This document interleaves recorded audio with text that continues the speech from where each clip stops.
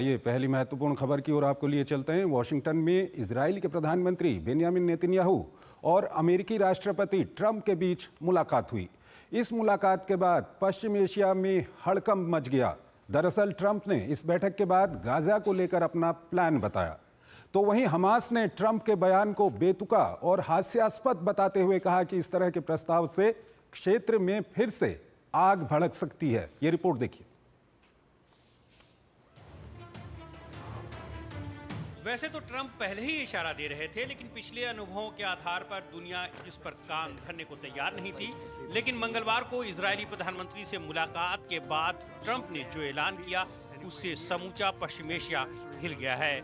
वार्ता के बाद डोनाल्ड ट्रंप ने खुलकर कह दिया कि अमेरिका गाजा पर कब्जा करने के लिए तैयार है। ट्रंप ने कहा कि फिलिस्तीन के लोग गाजा इसलिए नहीं जाना चाहते कि वहाँ सब कुछ तबाह हो चुका है। लिहाजा ट्रंप ने सुझाव दिया कि फिलिस्तीनियों को किसी दूसरी जगह बसाकर उन्हें शांति से जिंदगी गुजारने का मौका देना चाहिए। ट्रंप ने कहा कि जिंदा बमों को डिफ्यूज किया जाएगा, गाजा का पुनर्निर्माण कर हजारों नौकरियां पैदा की जाएंगी। ट्रंप ने एक बार फिर मिस्र, जॉर्डन और अन्य अरब देशों से अपने यहाँ फिलिस्तीनियों को बसाने की अपील की। ट्रंप ने कहा कि गाजा को एक ऐसे अंतर्राष्ट्रीय स्थल के रूप में विकसित किया जाएगा जो कल्पना से परे होगा, जहां गाजा और दुनिया के लोग रहेंगे। वेस्ट बैंक को लेकर ट्रंप ने 4 हफ्ते के इंतजार की बात कही। ट्रंप के रिवेरा गाजा प्लान की इजराइल ने सराहना की है, जबकि अरब देशों ने कड़ी प्रतिक्रिया दी है। जॉर्डन और मिस्र ने इस प्रस्ताव को खारिज कर दिया है, जबकि अरब लीग के साथ दूसरे अरब देशों ने चेतावनी दी है कि अगर ऐसा कोई कदम उठाया गया तो पूरे क्षेत्र की स्थिरता खतरे में पड़ सकती है। वहीं सऊदी अरब ने कहा है कि फिलिस्तीनी राज्य की स्थापना को लेकर उसका रुख अटल है और इसके बगैर इजराइल के साथ किसी तरह का कोई समझौता नहीं हो सकता। हमास ने ट्रंप के बयान को बेतुका और हास्यास्पद बताते हुए कहा कि इस तरह के प्रस्ताव से क्षेत्र में फिर से आग भड़क सकती है। वहीं कई यूरोपीय देशों ने भी ट्रंप के प्रस्ताव को खारिज करते हुए इसे अस्वीकार और अंतर्राष्ट्रीय कानूनों के विपरीत बताया है। जर्मनी ने कहा कि फिलिस्तीनियों को दूसरी जगह बसाने की योजना से स्थिति और बिगड़ सकती है। ब्रिटेन ने 2 राज्यों की स्थापना की वकालत की है। सवाल है कि क्या ट्रंप की योजना लागू हो सकती है? तो इसका सीधा सा जवाब है नहीं। अंतर्राष्ट्रीय कानून किसी भी आबादी को जबरन विस्थापित करने पर सख्त पाबंदी लगा सकता है। इससे न सिर्फ 2 राज्य के समाधान की संभावना खत्म हो जाएगी, बल्कि इसे फिलिस्तीनियों के जातीय सफाई के रूप में देखा जाएगा।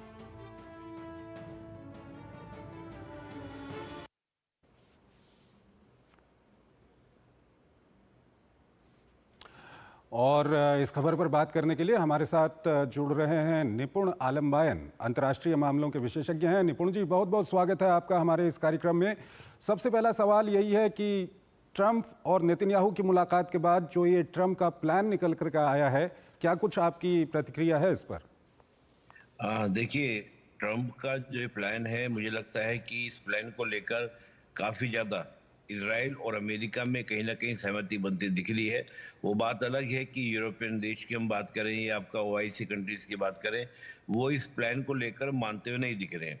लेकिन देखिए, मैं इस प्लान को जब देखता हूं तो मैं अमेरिका की इस पॉलिसी को देखता हूं, इस तरह से देखता हूं कि देखिए, अमेरिका वो देश है कि जो बहुत बड़ी एक प्लानिंग करता है और गिव एंड टेक के रिलेशन पे चलता है, और अंतर्राष्ट्रीय संबंधों की प्रकृति वैसे कही जाती है।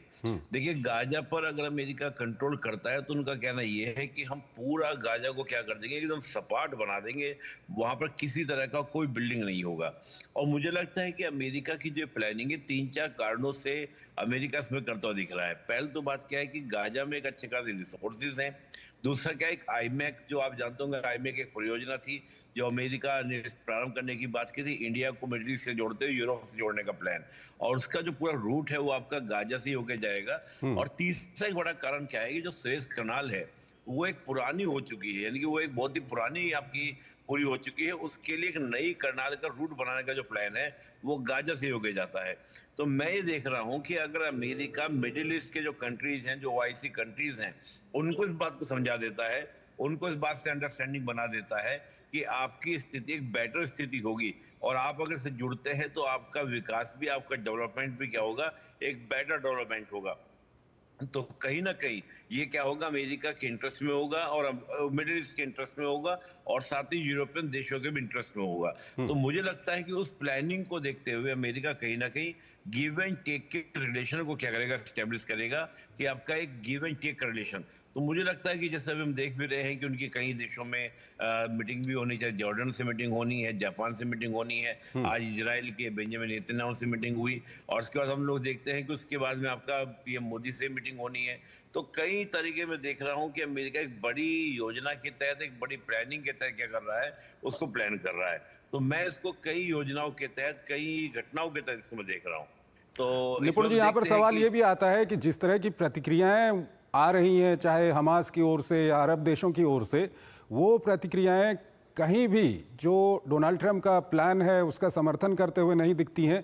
और ऐसे में जिस तरह का ये मुद्दा है, ये कोई आज के 2-3 साल पुराना मुद्दा नहीं है, ये काफ़ी पुराना मुद्दा है। ऐसे में ट्रंप का जो ये प्लान है कितना प्रैक्टिकल रहेगा, क्योंकि वहाँ पर जिस तरह का हम विरोध देख रहे हैं, जिस तरह की प्रतिक्रियाएं आ रही हैं, वो काफ़ी प्रतिक्रियाएं ऐसी हैं कि जिस तरह से हो सकता है कि इस प्लान की अगर ज़्यादा बात की जाए तो वहाँ पर जो अशांति है वो बढ़ जाए। नहीं, देखिए मैं ये मान रहा हूँ कि इस प्लान को एग्जीक्यूट करना बहुत ही टफ काम होगा।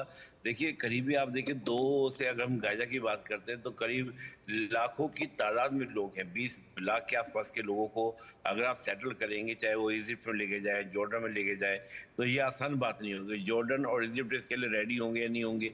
और अगर इस प्लान को एग्जीक्यूट किया जाएगा, जैसे अमेरिका डोनाल्ड ट्रंप कह रहे हैं कि चाहे हमको सेना का भी यूज करना पड़े, तो बहुत ही एक हृदय विदारक तस्वीरें हमारे सामने आएंगी।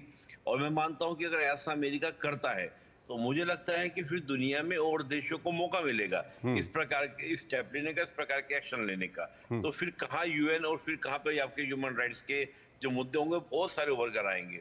तो मुझे लगता है कि पहले तो बात ओआईसी, लेकिन मुझे एक बात इंटरेस्टिंग चंद्रशेखर जी ये लगती है कि जब मैं अंतर्राष्ट्रीय संबंधों को देखता हूँ तो यहाँ पे गिव एंड टेक की बातें होती हैं।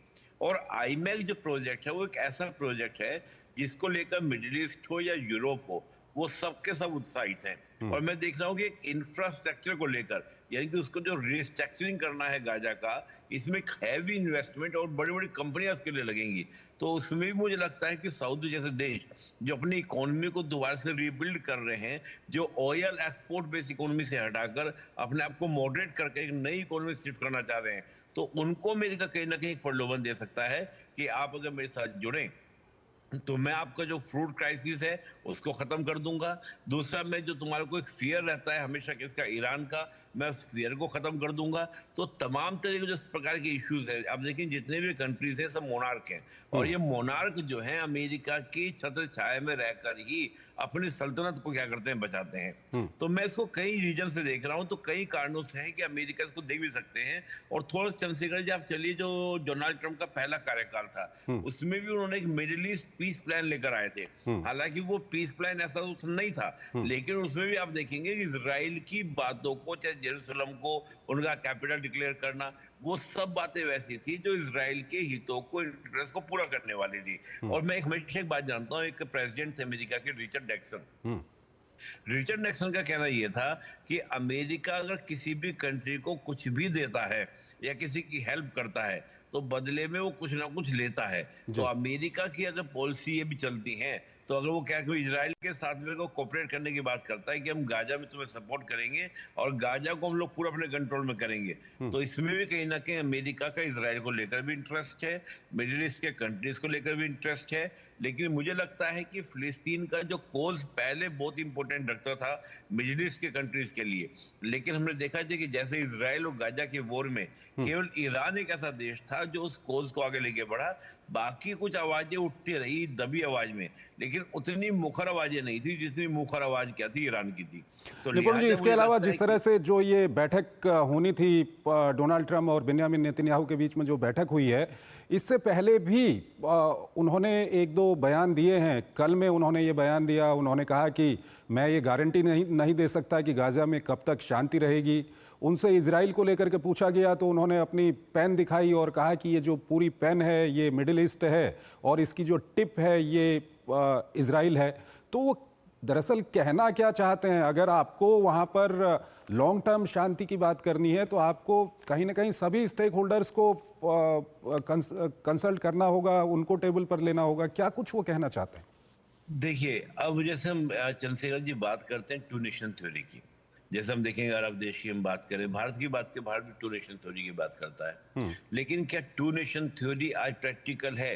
देखो, उस टू नेशन थ्योरी में क्या होगा कि इजराइल को 1967 से पहले का जो पोजीशन थी फिलिस्तीन की, उस फिलिस्तीन की लोकेशन को आपको लौटाना पड़ेगा। क्या इजराइल इतने युद्ध करने के बाद, इतने वॉर करने के बाद इस जमीन को ऑक्युपाइड किया और वो वापस कर दे? पहली बार।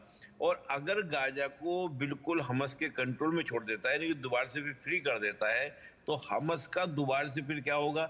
वो अपने आप को रिस्ट्रक्चरिंग करेगा, अपने आप को क्या करेगा? रीऑर्गेनाइज करेगा। और रीऑर्गेनाइज करने के बाद इजराइल की जो चिंता थी, या इजराइल ने जिस वजह से अटैक किया गाजा के ऊपर, वो तो झुका तो बना रहेगा। अमेरिका कहना यही है कि भाई अगर ये स्थिति को आपको खत्म करना है तो आपको गाजा को हमारे कंट्रोल में देना पड़ेगा, नहीं तो हमास को दोबारा छोड़ दिया, हमास फिर दोबारा से स्ट्रांग होगा। तो मुझे लगता है कि इजिप्ट हो, जॉर्डन हो, जितने भी कंट्रीज हैं, इनको अमेरिका इस बात को अंडरस्टैंडिंग करा लेगा, समझाने का प्रयास करेगा कि ये वॉर जो स्ट्रगल है फिलिस्तीन इजराइल का, ये हमेशा के लिए खत्म करते हैं। और तुम्हें क्या चाहिए?